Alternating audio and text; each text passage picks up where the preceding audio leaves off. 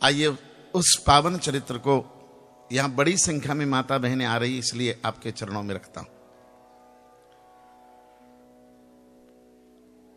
श्री सुमित्रा जी का चरित्र रामकथा में महाराज दशरथ की दूसरी पत्नी के रूप में है। बड़ी महारानी है महारानी कौशल्या, मझली बीच की महारानी है सुमित्रा जी, और सबसे छोटी महारानी है कैकेयी। और महारानी सुमित्रा सौमित्र देश की बिटियां थी, इसलिए उनका नाम सुमित्रा हुआ। मूल नाम तो उनका गुणवती था। और रामकथा में इनका चरित्र जिस स्थान पर आता है, पहली बार रामकथा में जहां सुमित्रा जी का चरित्र प्रवेश कर रहा है, वो यज्ञ में प्रवेश कर रहा है। और मैंने कल कहा था कि सुमित्रा जी यज्ञ है। जितना हम लेते हैं उससे लाख गुना जो लौटा दे, उसी का नाम यज्ञ है। जीवन में लेना पड़ता है। राष्ट्र ऋण है, समाज ऋण है, पितृ ऋण है, ऋषि ऋण है। ये ऋण हम पर है, ये लेना पड़ता है हमको, लेकिन इसको कई गुना जो लौटा दे, उसी का नाम यज्ञ है। और इसलिए विश्वामित्र जी का और सुमित्रा जी का दोनों का चरित्र रामकथा में यज्ञ से जुड़ा हुआ चरित्र है। और सुमित्रा जी कौन है? तो महाराज दशरथ के जीवन की टिग्नामेंट्री है। महाराज दशरथ के जीवन की त्रिकोणमिति है। महारानी कौशल्या, महारानी सुमित्रा और महारानी कैकेयी। और ये त्रिकोणमिति मेरे और आपके जीवन में भी है। पंच ज्ञानेंद्रिय और पंच कर्मेंद्रिय का ये दशरथ जो हमारा जीवन है, इसमें तीन रानियां हैं। महारानी कौशल्या है ज्ञान, महारानी सुमित्रा है भक्ति, और महारानी कैकेयी है कर्म। और इस परिवार में मंथरा रहती थी, और उस मंथरा ने मति भ्रम का केंद्र किसको बनाया? कौन भ्रमित हो जाता है? कौन मंथरा के कहने में आ जाता है? कौन विद्रोह कर देता है? कौन प्रतिपक्ष में चला जाता है? कौन रंग में भंग कर देता है? अगर क्षमा करें तो महारानी कैकेयी की एक पहचान बताता हूं केवल आपको। हालांकि महारानी कैकेयी का भी चरित्र बहुत वंदनीय है, लेकिन उनके नकारात्मक जीवन को मैं आज एक क्षण के लिए आपके बीच रखूं। कैकेयी कौन है? कैकेयी को महाराज ने वरदान दिए थे देवासुर संग्राम में।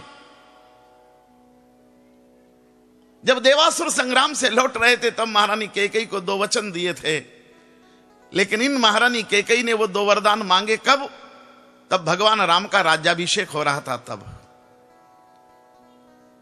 भगवान राम का राज्याभिषेक हो रहा था। सारी अवध आनंद में डूबी थी, प्रसन्नता में डूबी थी। मंगल गीत गाए जा रहे थे, गुलाल उड़ाया जा रहा था, राजधानी को दुल्हन की तरह सजाया जा रहा था, मिठाइयां बांटी जा रही थी। आबाल वृद्ध नर नारी सब आनंद में डूबे थे। जब सारी बस्ती मस्ती में थी, तब कैकेयी को भवन में गई थी। और आज भी ऐसी कैकेयियों की कमी नहीं है।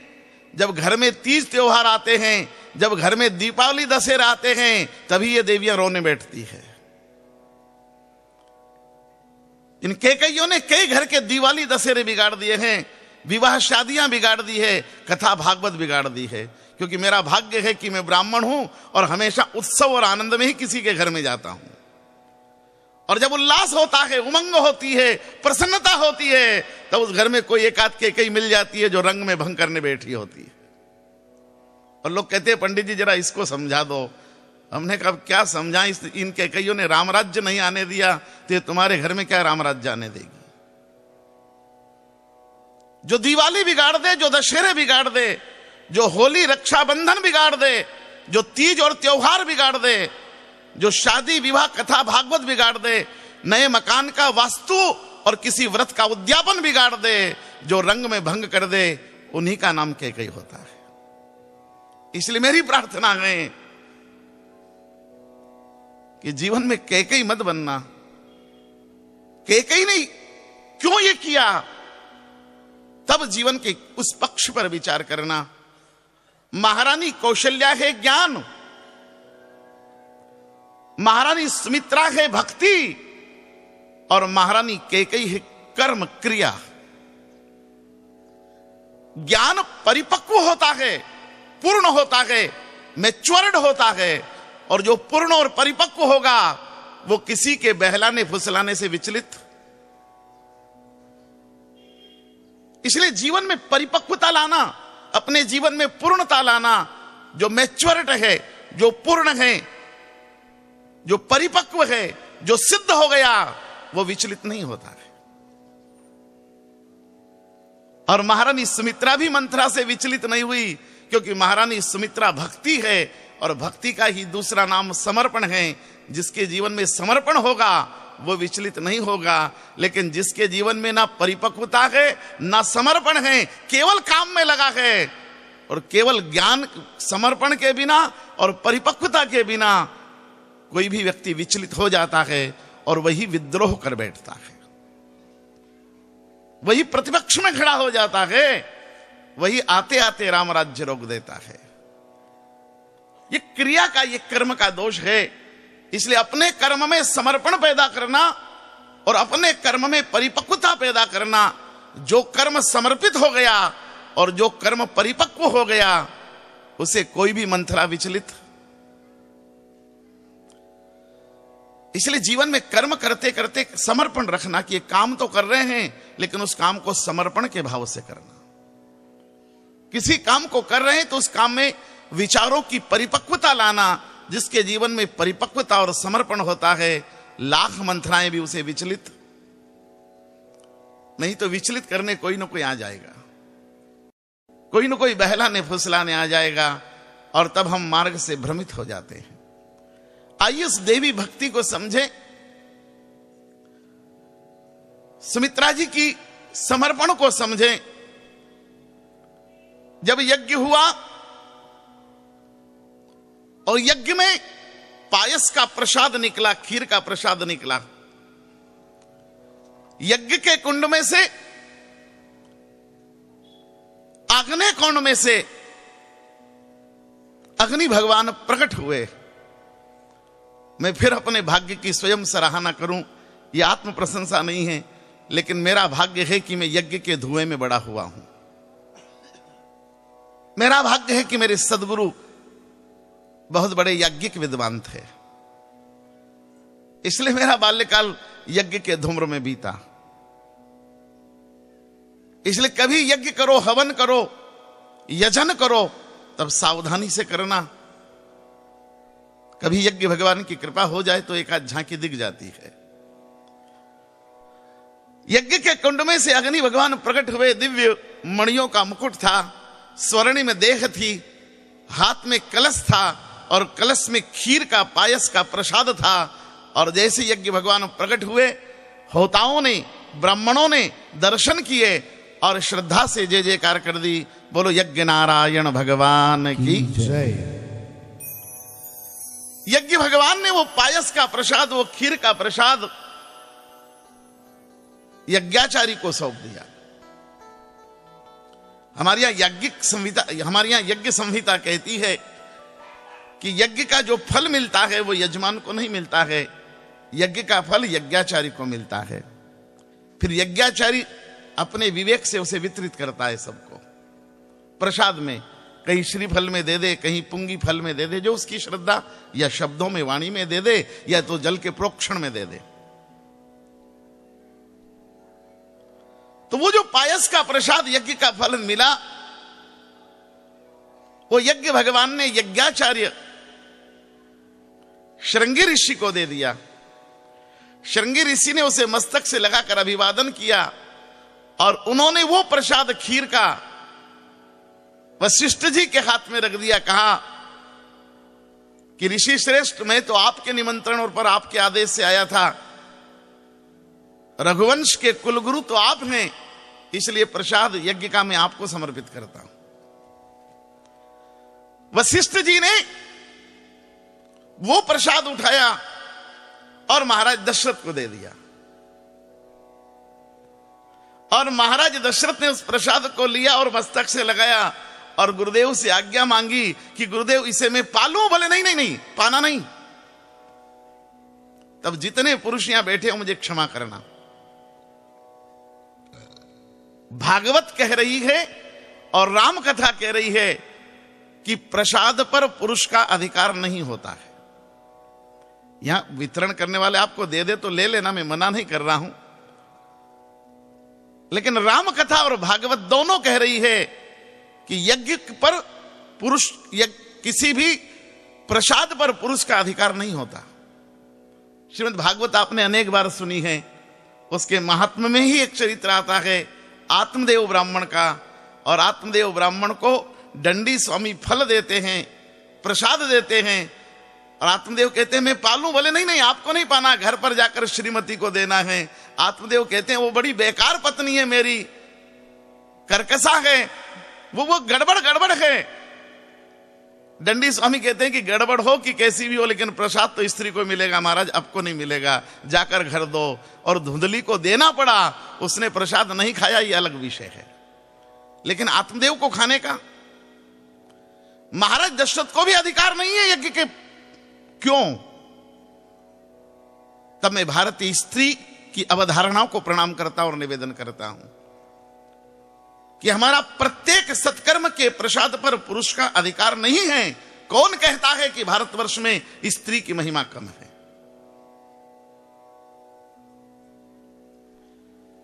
हमारे यहां प्रसाद को बीज माना गया और बीज भूमि में बोया जाता है। स्त्री मां जो होती है वो मां भूमि होती है, पिता आकाश होता है। पुरुष आकाश है और स्त्री भूमि है, इसलिए प्रसाद बीज होता है, बीज भूमि में बोया जाता है, बीज आकाश में। इसलिए प्रसाद की अधिकारिणी माताएं हैं, प्रसाद के अधिकारिणी पुरुष नहीं हैं। इसलिए आज वितरण विभाग वाले सावधान हो जाएं।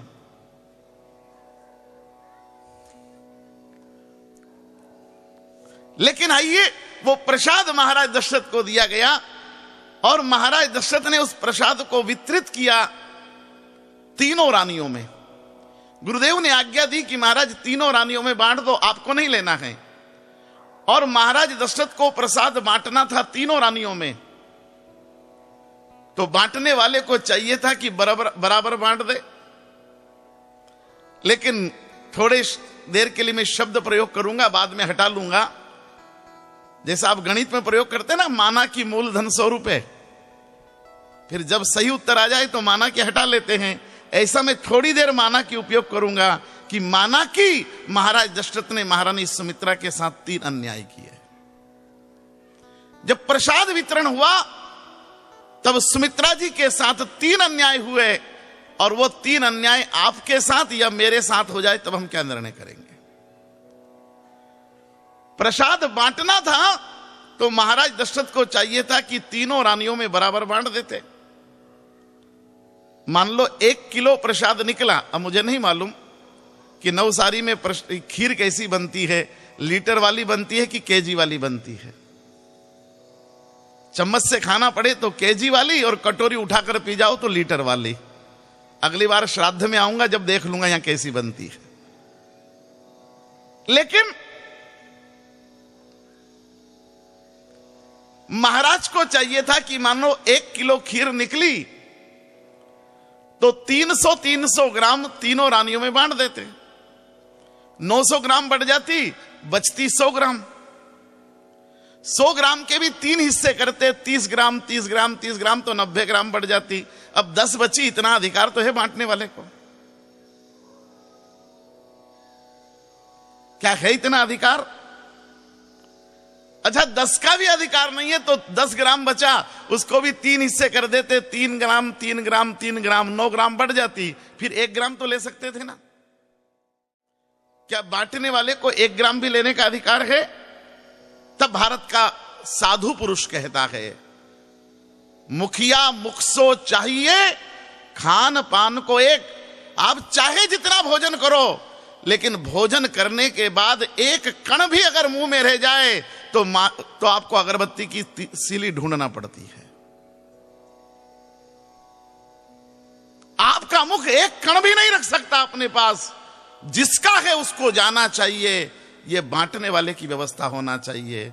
यह बात अलग है कि कभी इस देश के एक प्रधानमंत्री को कहना पड़ता था कि 80 भेजता हूं तो 20 ही पहुंचता नीचे। यह इस देश के वितरण की व्यवस्था रही। अन्यथा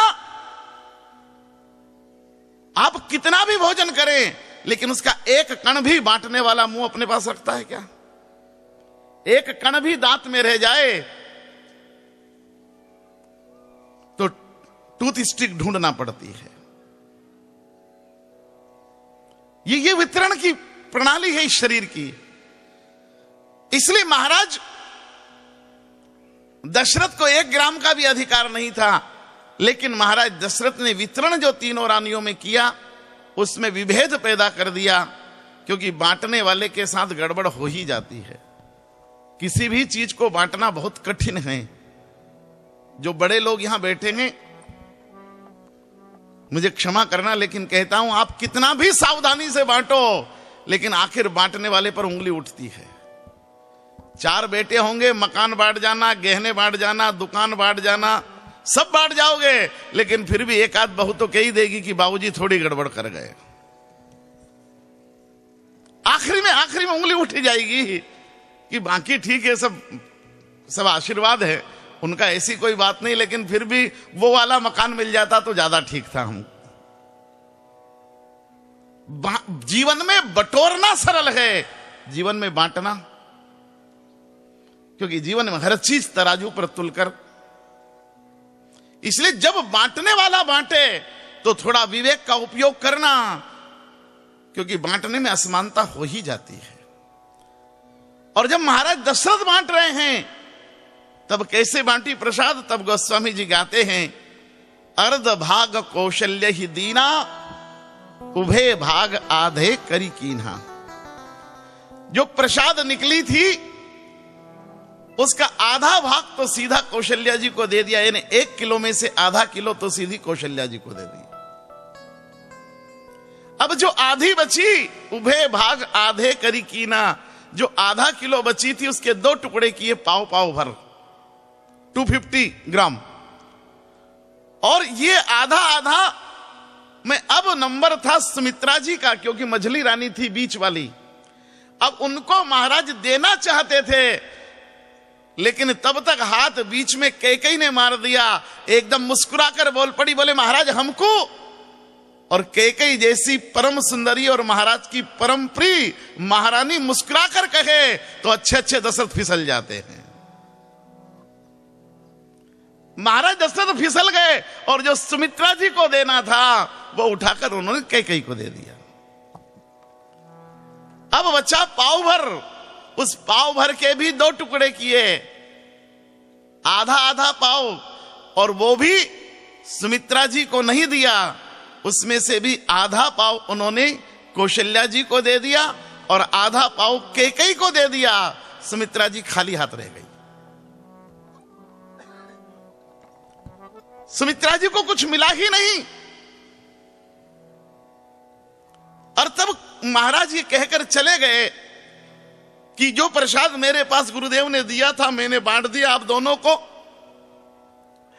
और आप पाले ना इसको, मैं गुरुदेव को छोड़ने जा रहा हूं। और वे ऋषि श्रृंगी को छोड़ने चले गए। इधर महारानी कौशल्या जी का ध्यान गया कि अरे महाराज ने मझली रानी महारानी सुमित्रा को तो कुछ दिया ही नहीं। तो भूल सुधार की महारानी कौशल्या जी ने, और वो जो उनको बाद में आधा पाव प्रसाद मिला था उसको उन्होंने सुमित्रा जी के दाहिने हाथ पर रख दिया और कहा कि बहन सुमित्रा, शायद महाराज आपको देना भूल गए, जल्दी में थे, व्यस्तता थी, गुरुदेव को छोड़ना था, लेकिन ये प्रसाद जो मुझे बाद में मिला ये आप ले लीजिए।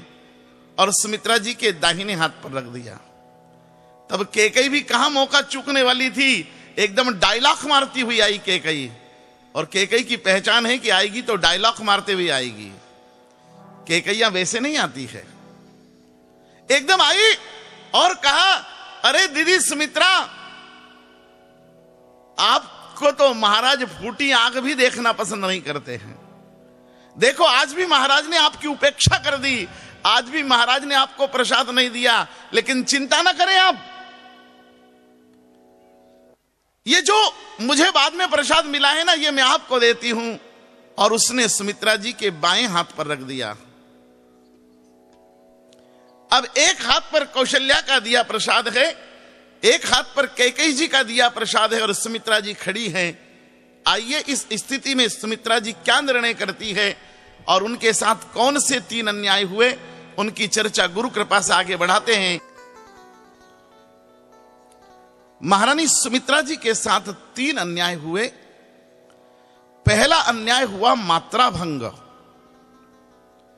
किसी को ज्यादा मिला, किसी को कम मिला।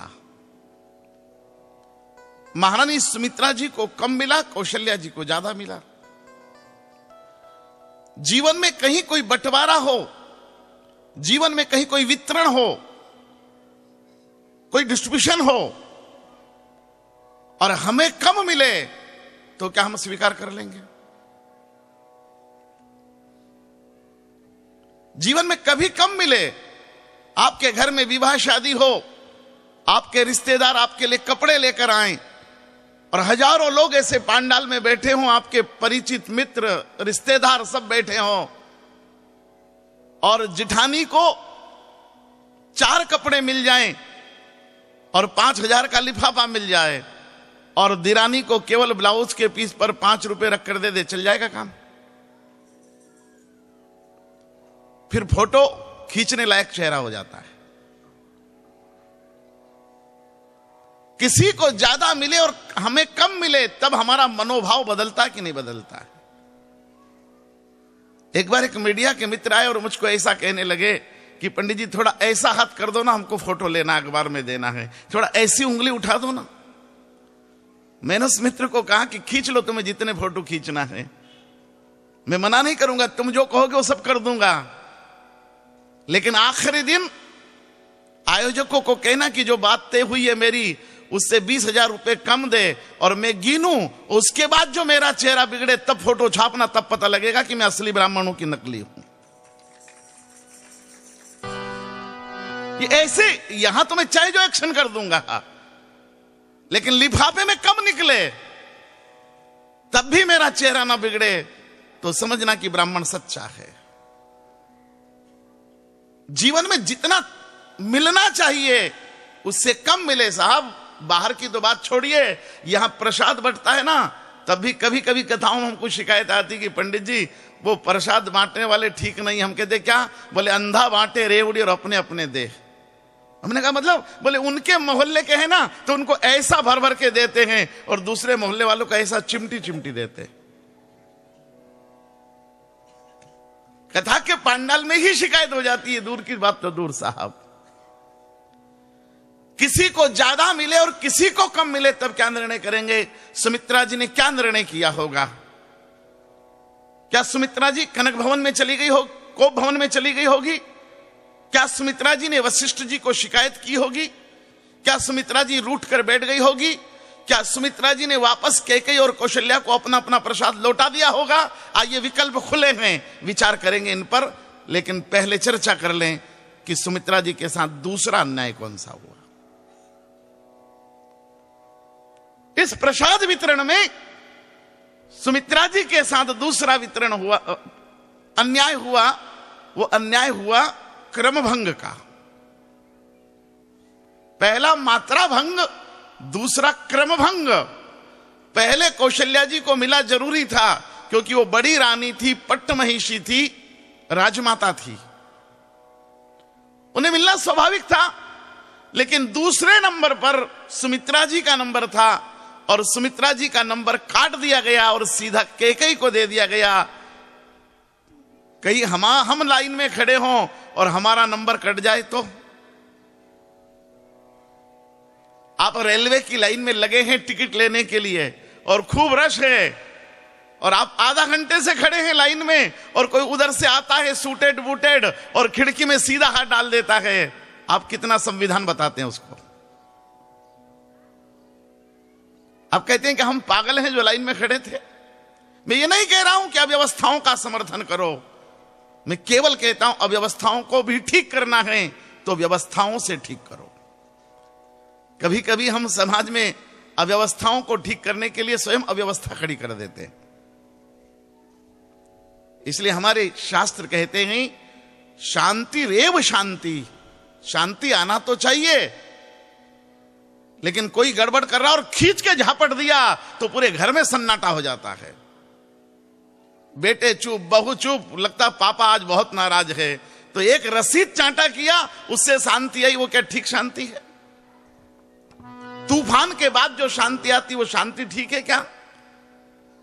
किसी की मृत्यु हो जाए तब कहना पड़ता वो शांत हो गए, जिंदगी भर शांत नहीं हुआ बंदा, मरने के बाद ही शांत हुआ। तो क्या इस शांति को शांति कहते हैं? कितने लोग से समझाया था कि शांत रहो शांत रहो, लेकिन जब तक मरा नहीं तब तक शांत। क्या ऐसी शांति को शांति कहते हैं? तब भारत के ऋषि कहते हैं शांति रेव शांति, समाज में शांति आना चाहिए, लेकिन शांति से शांति आना चाहिए।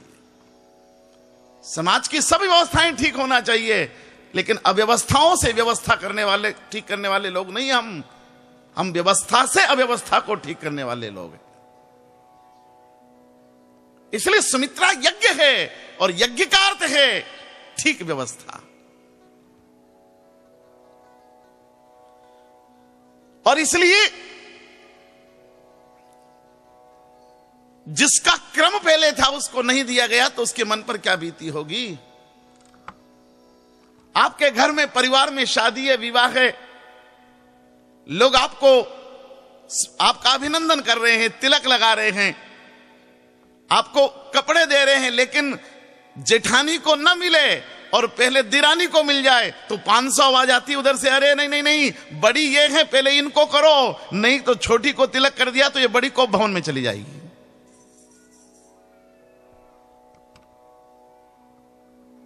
हमारे मध्य प्रदेश में तो जब टिकट बढ़ते हैं ना चुनाव के, और जो 5 साल से लाइन में लगे उनको नहीं मिलती है ना, तो प्रदेश कार्यालय के कांच तोड़ देते हैं जाके। पार्टी का नाम मत पूछना, मुझे नहीं मालूम कुछ भी कौन सी पार्टी के। लेकिन जिस क्रम में है और न मिले तब हम क्या करते हैं? तब सुमित्रा जी ने क्या किया होगा जब दूसरे नंबर पर उनको प्रसाद न मिला? क्या प्रसाद उठाकर वापस कर दिया होगा? क्या कैकेयी की तरह वो भी कोप भवन में चली गई होगी? आइए विचार करें, लेकिन पहले तीसरे अन्याय पर विचार कर लें। सुमित्रा जी के साथ तीसरा अन्याय हुआ, वो संसार की कोई साधारण स्त्री उसे बर्दाश्त नहीं कर सकती। पहला हुआ मात्रा भंग, दूसरा अन्याय हुआ क्रम भंग, और तीसरा अन्याय उनके साथ हुआ मान भंग। महाराज ने स्वयं अपने हाथ से कौशल्या जी को दिया, चक्रवर्ती सम्राट महाराज दशरथ ने अपने ही हाथ से कैकेयी को दिया, तो महारानी सुमित्रा का पाप क्या था कि महाराज ने उन्हें अपने हाथ से नहीं दिया। महाराज के हाथ से सुमित्रा जी को नहीं मिला, और ये अन्याय अगर कैकेयी के साथ हो गया होता तो जिस कैकेयी ने राम राज्य 14 साल के लिए रोक दिया, वो कैकेयी राम जन्म को भी पता नहीं कितने साल के लिए रोक देती। जिसने राम राज्य नहीं होने दिया वो राम जन्म भी। अगर ये अन्याय कैकेयी के साथ हो गया होता तो,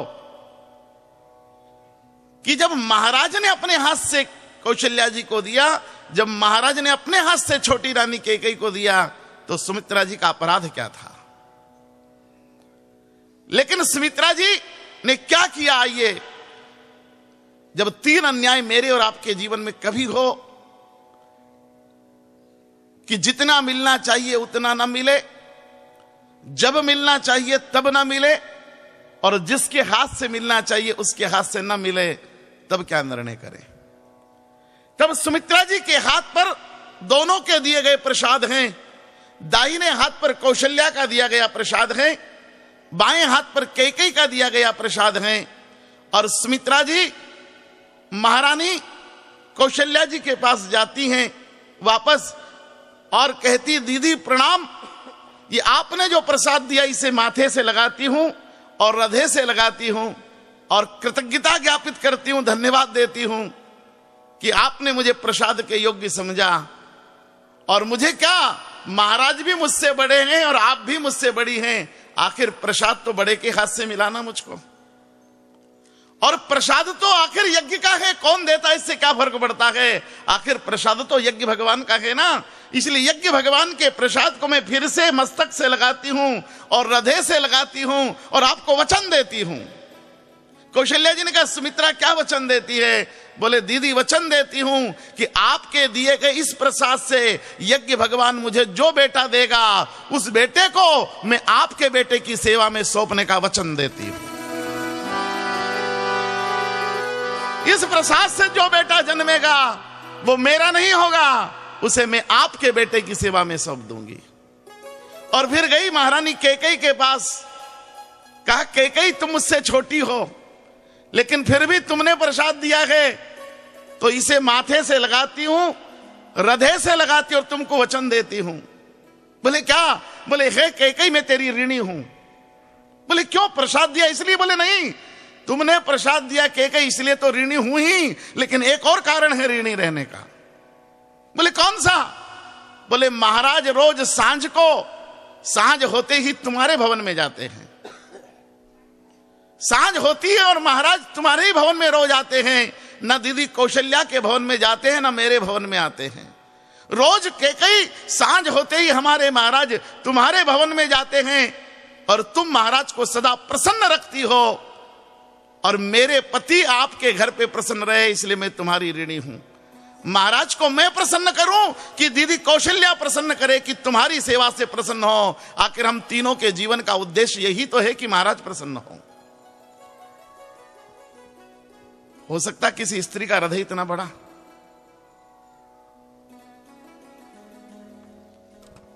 मैं कहीं पथ से भटका नहीं रहा हूं, मैं केवल हृदय की उदारता और विशालता की चर्चा कर रहा हूं। यह केवल सुमित्रा कह सकती है कि एक पत्नी के जीवन का उद्देश्य उसके पति का सुख है और उसका पति अगर कैकेयी के भवन में प्रसन्न है तो सुमित्रा की प्रसन्नता उसमें है। और हे कैकेयी, तुमने ये प्रसाद दिया है ना, इस प्रसाद को भी माथे से लगाती हूं और हृदय से लगाती हूं और तुमको वचन देती हूं। क्या वचन देती हो? बोले इस यज्ञ भगवान की इस प्रसाद से जो तुमने दी है मुझे, इससे जो बेटा जन्मेगा चाहे तुम मुझसे छोटी हो लेकिन फिर भी वचन देती हूं कि उस बेटे को तुम्हारे बेटे की सेवा में सौंप दूंगी। और सुमित्रा जी के दो बेटे हुए, पहले लक्ष्मण, उन्हें कौशल्या जी के बेटे प्रभु राम की सेवा में सौंप दिया। और सुमित्रा जी के छोटे बेटे हुए शत्रुघ्न, उन्हें महारानी कैकेयी के बेटे श्री भरतलाल जी की सेवा में सौंप दिया। जीवन में अपमान मिले, उपेक्षा मिले, उल्हाना मिले, हानि मिले, तो भी जो अपने कर्तव्य का बिना विचलित हुए निर्वाह करती है उसका नाम सुमित्रा हुआ करता है। चाहे कम मिला, चाहे बाद में मिला, चाहे जिसके हाथ से मिलना चाहिए न मिला, लेकिन सुमित्रा जी के जीवन में कोई शिकायत नहीं, कोई ग्लानि नहीं है। इसलिए ग्लानि रहित, शिकायत रहित, कर्तव्य को समर्पित चरित्र का नाम है सुमित्रा। इसलिए माता बहनों में प्रार्थना करता हूं कि हो सके तो कौशल्या बनना, और कौशल्या ना बन पाओ तो चिंता मत करना, पर भूल के भी कैकेयी मत बनना, बन सको तो सुमित्रा बनना। और एक अंतिम बात सुमित्रा जी की कहता हूं, हालांकि सुमित्रा जी का चरित्र बहुत विराट और विस्तारित है, कभी चर्चा हुई तो 7 दिन अलग से सुमित्रा जी पर चर्चा करूंगा, लेकिन सुमित्रा जी के एक चरित्र में रखना चाहता हूं आपके बीच। इसी घटना में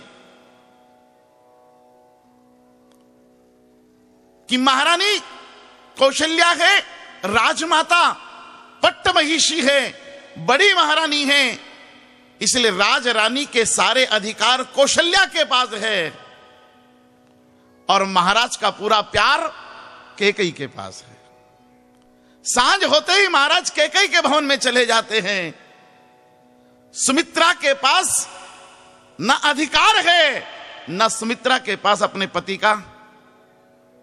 और ये एक सुमित्रा की कहानी नहीं, इस भारत की भूमि पर लाखों सुमित्राओं की कहानी है।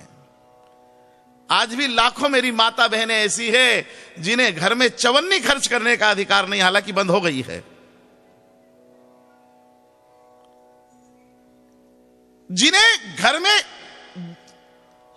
कोई भी अधिकार नहीं, अगर सब्जी भी सास से बिना पूछे बना ले तो घर में महाभारत हो जाता है।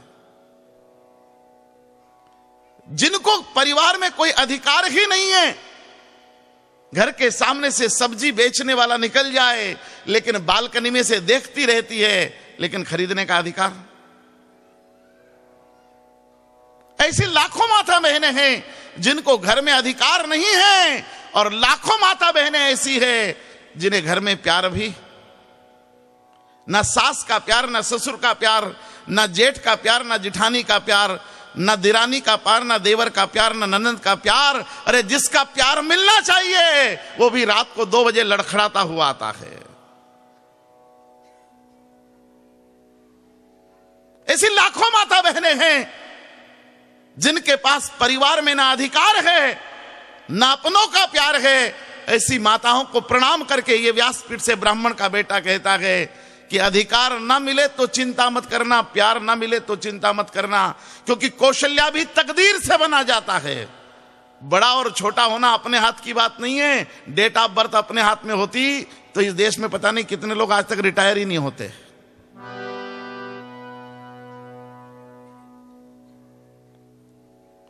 इसलिए बड़ा और छोटा होना अपने अधिकार में नहीं है, और किसी का प्यार मिले कि न मिले यह भी किस्मत की बात है, यह भी तकदीर की बात है, यह भी भाग्य की बात है। इसलिए कौशल्या भी भाग्य से बना जाता है और कैकेयी भी भाग्य से बना जाता है, लेकिन सुमित्रा केवल अपने कर्तव्य से बना जाता है। सुमित्रा के लिए भाग्य की जरूरत नहीं है, सुमित्रा के लिए समर्पण की जरूरत है। इसलिए कौशल्या आप बन पाओ तो मेरा प्रणाम, लेकिन कौशल्या न बन पाओ तो सुमित्रा बनने से आपको कौन रोक सकता है। आपको त्याग करने से, समर्पण करने से, तितिक्षामय जीवन जीने से कौन रोक सकता है। और जब तक घर में सुमित्रा नहीं होगी तब तक राम अधूरा रहता है। कौशल्या राम को जन्म भी दे दे तो सुमित्रा ना हो तो कौशल्या का राम अधूरा रहता है। राम अधूरा है, ये मैं नहीं कह रहा हूं, ये कौशल्या जी ने कहा है। जब राम जी की आज्ञा पर हनुमान जी संजीवन बूटी लेने आए और रास्ते में भरत जी ने नीचे गिरा लिया और फिर अपने बाण पर बिठाकर भेजने लगे, तब कौशल्या जी ने कहा था कि हनुमान, राम से जाकर बस एक बात कह देना मेरी। हनुमान जी ने कहा क्या? बोले सूर्योदय के पहले ये संजीवन बूटी लेकर पहुंच जाओ और मेरा लक्ष्मण जीवित हो जाए तो कोई बात नहीं, अन्यथा ये कौशल्या राम की मां है, राम से कह देना कि अगर लक्ष्मण जीवित नहीं रहे तो अयोध्या में आकर मुंह नहीं दिखाए, क्योंकि राम की शोभा लक्ष्मण के बगैर अधूरी है। मैंने जीवन में राम को सदैव लक्ष्मण के साथ देखा है। सुमित्रा ना हो तो राम भी, जो पूर्ण ब्रह्म परमात्मा है, वो भी अधूरा अधूरा लगता है। इसलिए सुमित्रा राम को भी पूर्ण करती है। सुमित्रा न हो तो कैकेयी की कोख से जाया भरत, जिसे धर्म कहा गया। सुमित्रा ना हो तो धर्म भी अधूरा रहता है। भरत जी हमारे यहां धर्म के प्रतीक माने गए, और धर्म के साथ शत्रुघ्न के साथ, शत्रुघ्न श्री भरत जी के साथ है। सुमित्रा ना हो तो परमात्मा अधूरा है, और सुमित्रा ना हो तो परमात्मा को पाने वाला धर्म भी अधूरा है। ये सुमित्रा जी है मेरे भाई बहन। इसलिए मैं प्रार्थना कर रहा था कि हर घर को एक सुमित्रा चाहिए, और जिस घर में सुमित्रा होती है वही घर मंगल भवन बनता है।